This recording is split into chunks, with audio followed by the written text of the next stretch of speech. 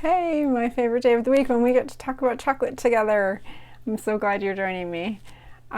Today I am going to talk about Bixby chocolate out of Maine in the United States. Bixby was started in 2011 by Kate McAleer and her mom, Donna. Kate was actually 23 years old when she started. So a little background on Kate. She grew up in the Hudson Valley in New York. When she was at high school, she was lucky enough to do 2 years abroad. One of them was in China and one of them was in France. She said that her French host mother really taught her the importance of fresh food. And if you talk to a lot of chocolatiers who had a life in France somehow, that they grew up eating chocolate for breakfast. It was some kind of bread, a baguette, and Nutella or something like that for breakfast. So a lot of chocolate influence there. She went to NYU. She actually played on the golf varsity team, and she graduated from NYU with an interest in culinary arts and culinary history. She went on to get a diploma from the Institute of Culinary Education, and she's one of the first people to take their bean to bar course. She also took a course from École Chocolat out of Canada, and she actually started life as a chocolatier. Or not life, her candy chocolate making life as a chocolatier, not a chocolate maker. Donna, her mom, was a cookbook collector and someone who loved food. She was in the health sector for 30 years. Unfortunately, Donna was diagnosed with breast cancer in 2006, and that was when Kate was in college, and that is when they all started thinking more about the food that they were eating, where it was coming from, how it was being processed. And Kate also noticed that as she was at her golf tournaments, that there just weren't any healthy-ish snack options available. It was all just plain old junk. And so they started in 2011, but in 2013 they relocated to Maine, first to Belfast and then to Rockland. And for them, Maine felt like a second home.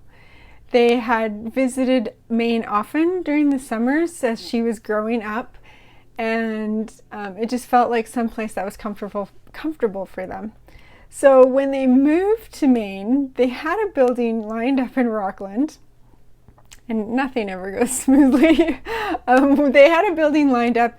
They got there and found out that it's not going to work out, and there was a huge panic. So they had to scramble to find a building, and they eventually found one in Belfast.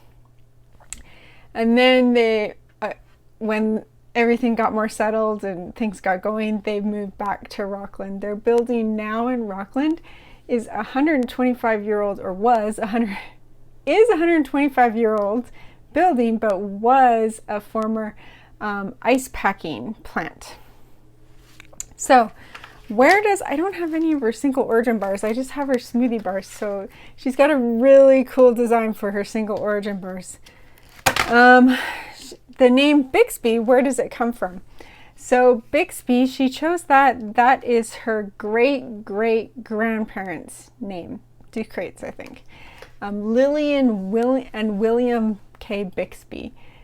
She was impressed by them because they lived such an adventurous life, and Kate takes a lot of her inspiration from her travels and from other countries' cuisines and spices.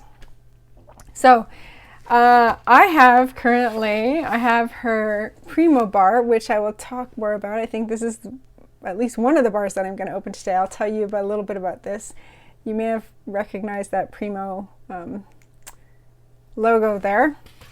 I have her, this is her smoothie bar line. I have her dragon fruit, raspberry crunch, and coconut nib swirl. And then I have Needham's. This is a particular confection that's kind of unique to Maine.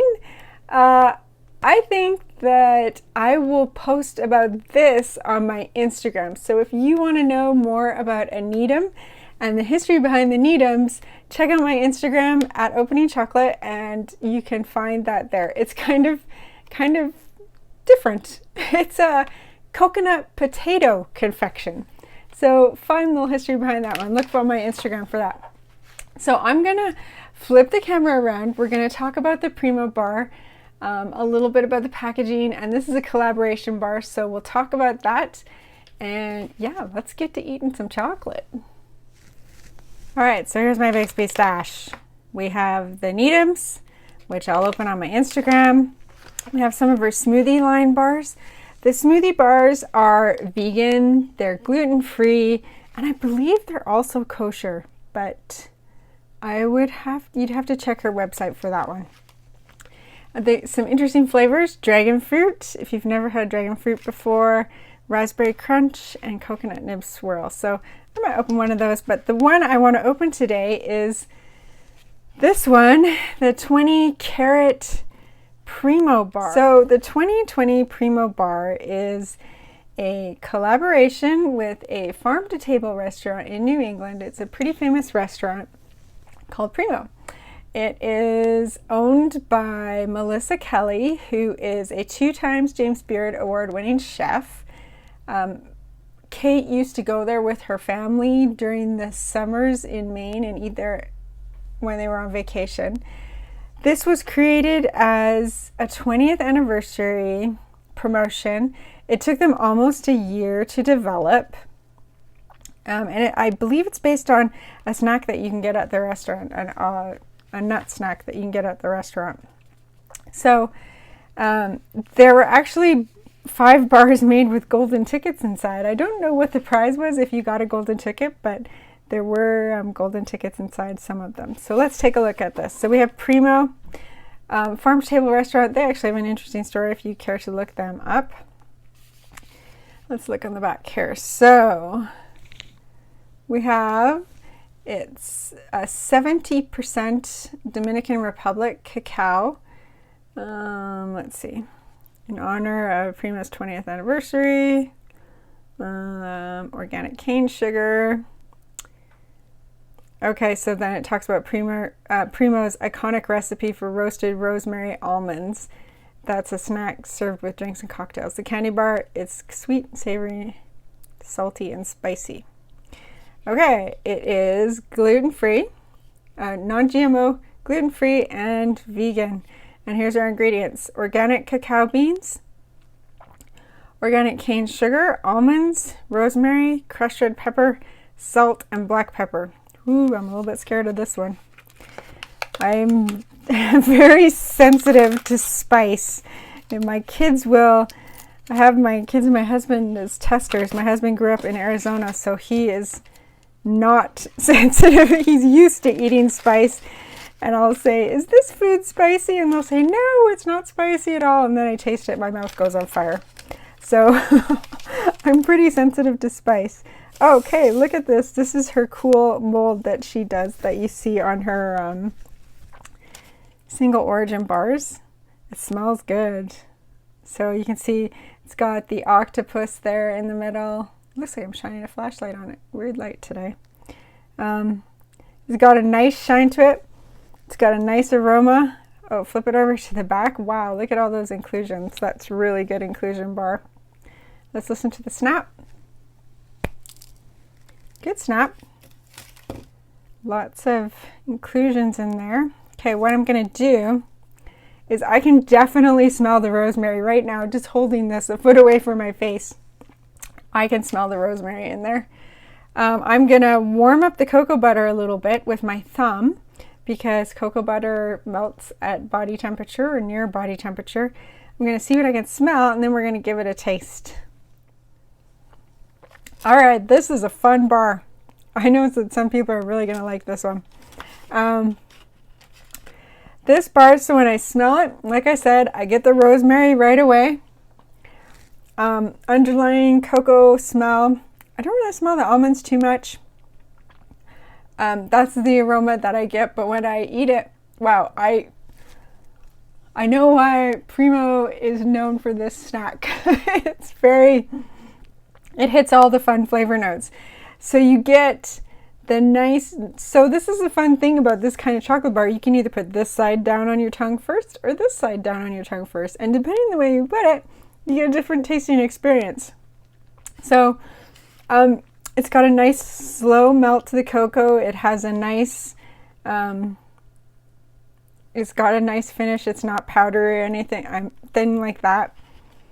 You get the almonds, you get the cocoa right away. But it's the inclusions here in this bar that shine. So you get the rosemary, you get the almonds, and then when I went to swallow, bam, then you get the heat. The heat comes at the end. It comes in the back of your throat. It comes as an aftertaste on your tongue. So the heat is definitely there. For me, it's I wouldn't say it's overwhelming, but for me it's a pretty strong note. I know for some people that it would not be as strong as it was for me. So that's a fun bar and a great collaboration by two women in the culinary field in Maine. So I also want to open today, the dragon fruit bar. 2 reasons. To cool off my mouth, and you rarely see dragon fruit as an inclusion, so I'm interested in this bar. So let's take a look at it. So we've got dragon fruit. This is their smoothie bar line. It's vegan. It's gluten-free. It is a white... I just got a big spice. It is a white chocolate-based bar. It's vegan white chocolate made with coconut milk. So let's take a look at this. It's got organic cocoa butter, organic cane sugar, coconut cream powder, dried dragon fruit, coconut, chia seeds, and lime. Fun. I like that ingredient list for sure. Let's take a look at it. Look at the color on this bar, though. How much do you love that? Wow. It's a nice looking bar. Okay. You can see all the coconut inclusions there. Falling all over the place. Lots of inclusions in this bar. It's got the octopus on the outside for her mold. And look at all those inclusions. The chia seeds and the coconut. This is for a snap. Ooh. Oh, nice snap for a white bar. Okay, I'm going to smell it and taste it, and we'll see what we get. All right, so again, you can have 2 experiences with this bar, depending on which side you put your tongue on. What I like about this bar, I love the color of this bar. When I smell it, I get the coconut cream. I get the sugar, kind of caramelized sugar smell. When you taste it, you get the nice crunch of the chia seeds. You get the coconut flavor. I am a little disappointed that there's not more of a fruitiness to it. I wish there was a little bit more fruitiness to it, that the fruit shone through a little bit more than the coconut. But that being said, it's a delicious bar, and I could nibble on it all day long, and I probably will. So, that's the dragon fruit smoothie bar. Again, it's vegan, gluten-free, and I believe it's probably also non-GMO, but can't say that one for sure. So those are the 2 bars that we tasted today from Bixby chocolate. Let's flip the camera around and finish up. I'm such a spice wimp, you guys. That bar is probably not spicy to anyone else but me. So those are the 2 bars that we tasted today. Fun inclusions, a great collaboration. One of the things that Kate is really good at is she is really good at obtaining grants.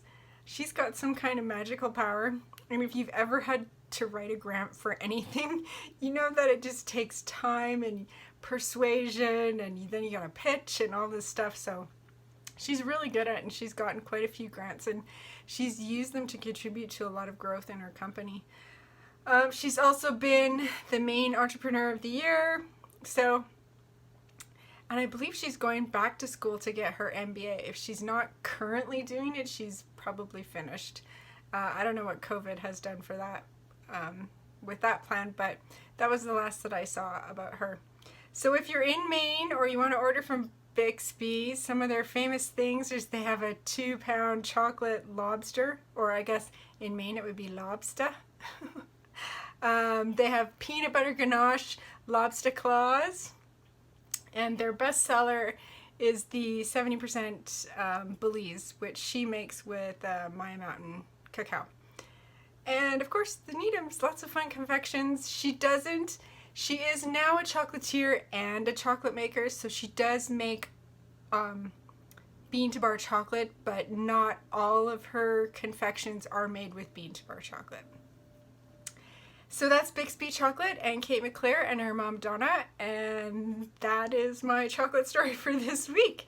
I hope that you will join me next week. If you like getting these videos, make sure to subscribe and like this video and leave me a comment. Have you tried Bixby? Have you had a 2-pound chocolate lobster? I don't know. I like getting comments. Tell me what you're thinking. And I will see you next week for another chocolate story. See you then.